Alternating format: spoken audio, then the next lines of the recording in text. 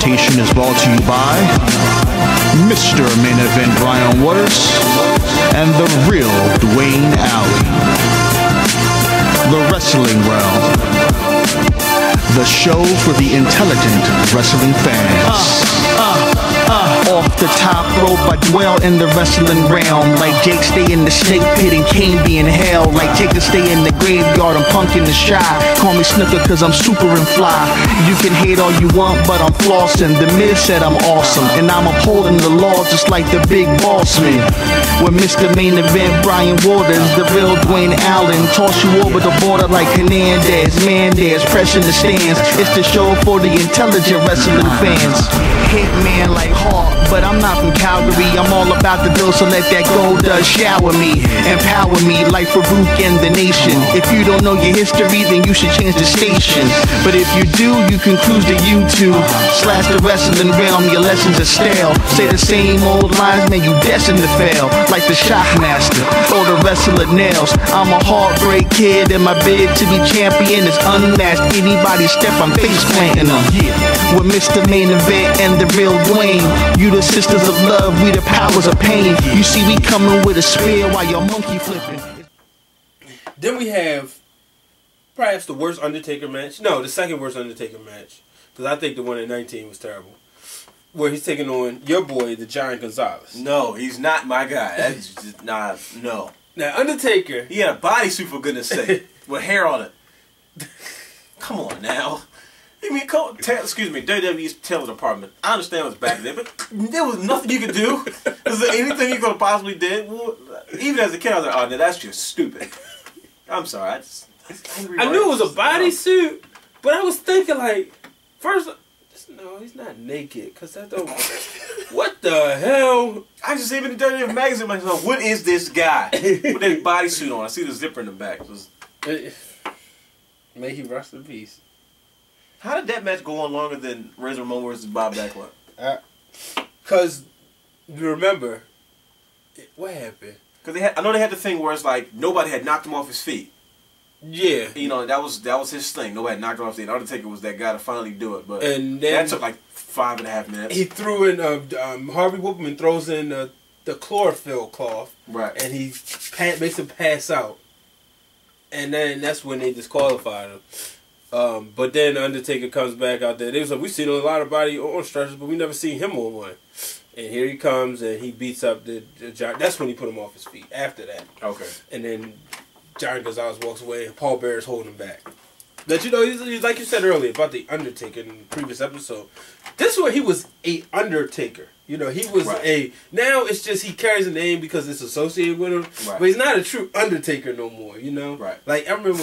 I had a family member pass away when I was about 7, and my father was like, "Yeah, the Undertaker will come pick him up." And said, like, "I ain't gonna lie, I did too." So I'm thinking, like and then this is right after Royal Rumble '94, and I'm like, "But Undertaker in the casket."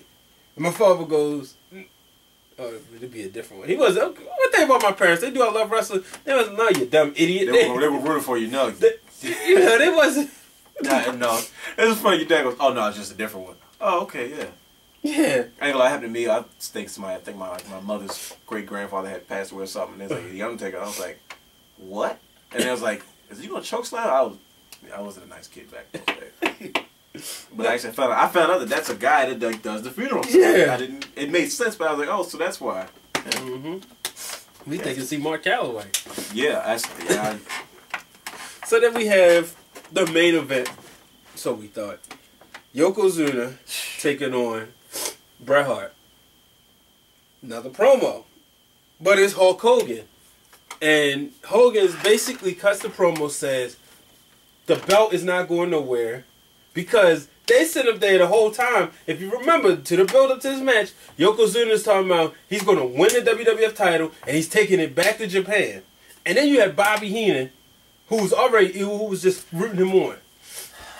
And so this was a good match because nobody really got Yokozuna on his feet. The whole time they said, how is Bret going to put the sharpshooter on? First of all, I'll say this. Best match on the card, period. Of course. Second of all, no, go ahead, continue, because This is going to get good. You got to keep watching this next part. Go ahead. So, you know, Bret Hart comes out and, you know, you have, they sit up there, the crowd's chanting USA. Clearly, neither guy's from United States of America. You have a Canadian and a Japan wrestler. But Bret gives it all he's got. Bret has a chance to win this match. And this is what was so good about the 90s because it was so authentic. And this is what Bret would do. He would weaken the legs, you know. By the time he pulled Yoko in between the bottom two ropes, and just so he could weaken those legs. And then Macho Man is saying, pin him. And Bobby Heenan said, he can't pin him, his feet is in the ropes. Oh yeah, his feet is in the ropes. You know, so it was the commentating between these three was excellent. You know. Nonetheless, Yokozuna wins because Fuji throws salt in his eyes. Which, remember when I said when we was at WXWC4 in a tribute, tag team won the match that way.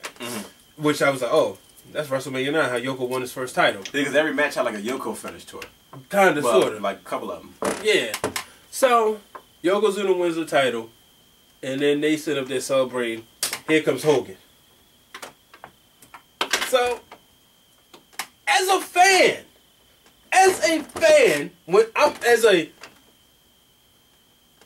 5-year-old, 6-year-old fan, right? I'm watching this. First grader, little main event.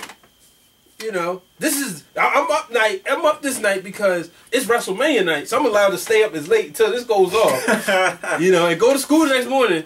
But as a fan, I'm mad because one of my favorites that lost the title. And here comes my other favorite. Here comes Hogan. Hogan comes out there.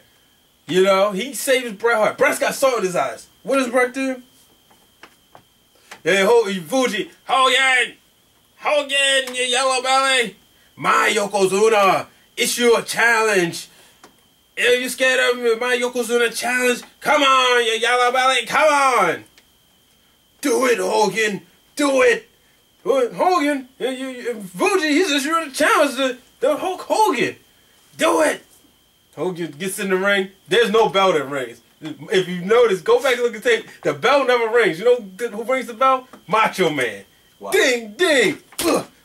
Hogan.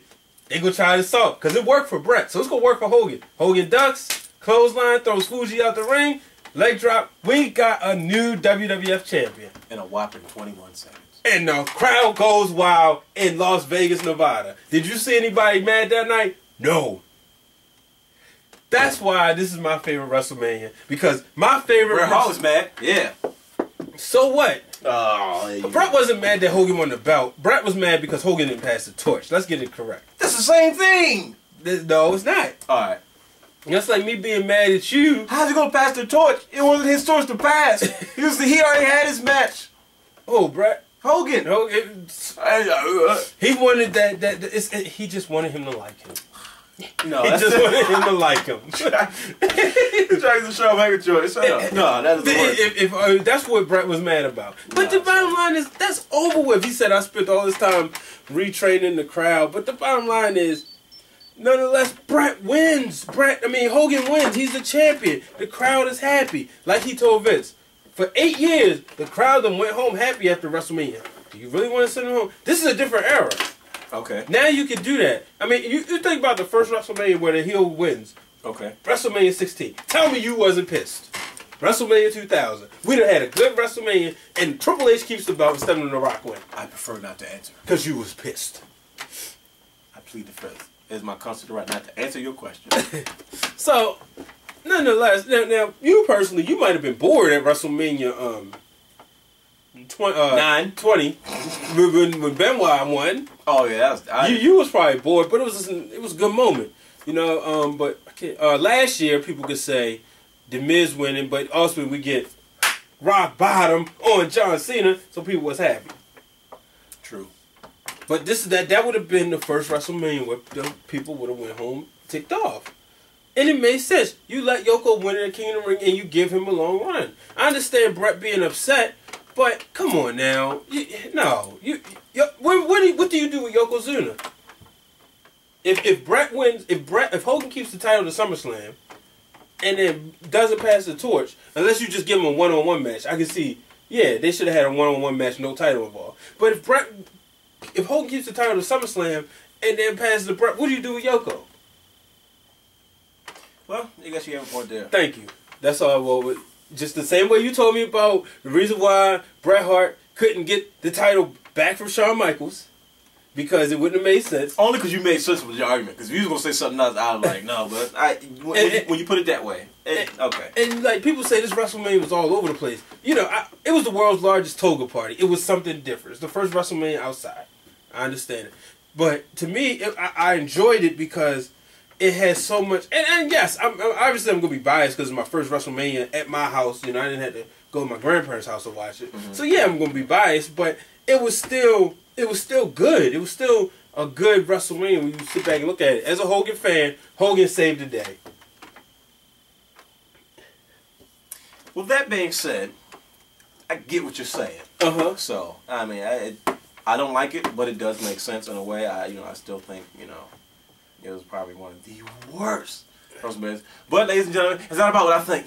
Because this is Mr. Main Event's #1 favorite WrestleMania of all time. And judging by his very passionate speech about why Hogan and all that other stuff happened. My #1. That right there shows you why. But it does, from a business standpoint, you see where it adds up. And naturally, everything happened the way it was supposed to. So, you can't be mad at the end of the day. So, yeah. You know, I mean, you had Luger and Perfect.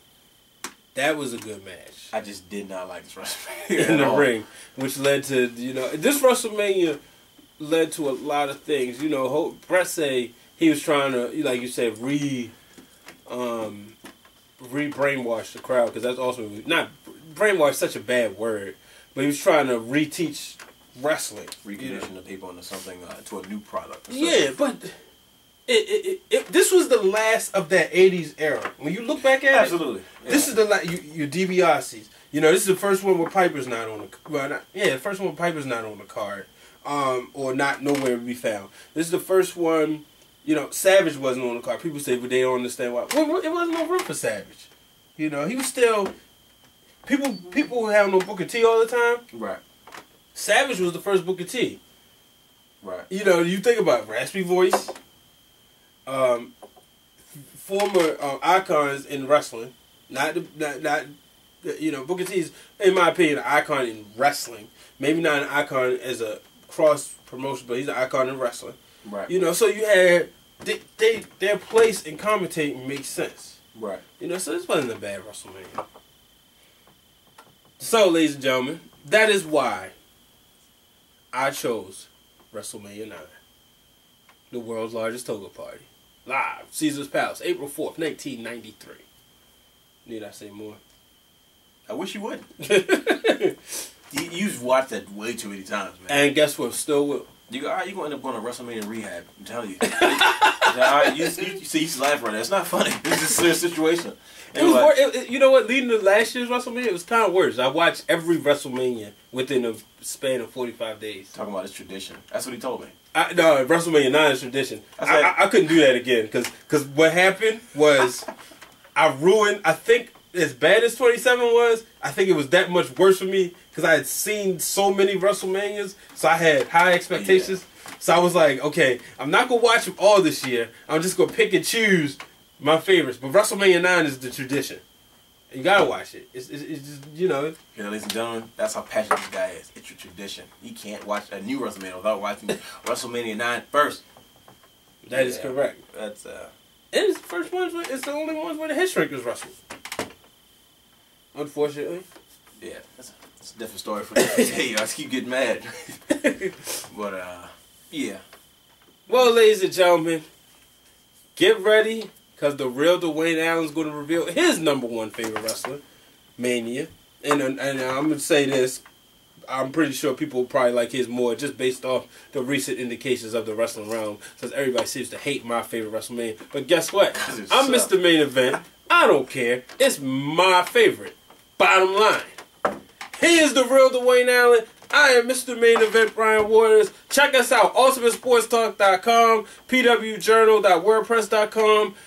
And Twitter at Wrestling Realm. And if you ain't a part of the Facebook fan page, join now, because I'm telling you now, it just gets hotter each and every week.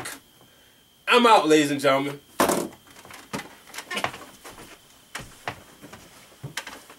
That's funny.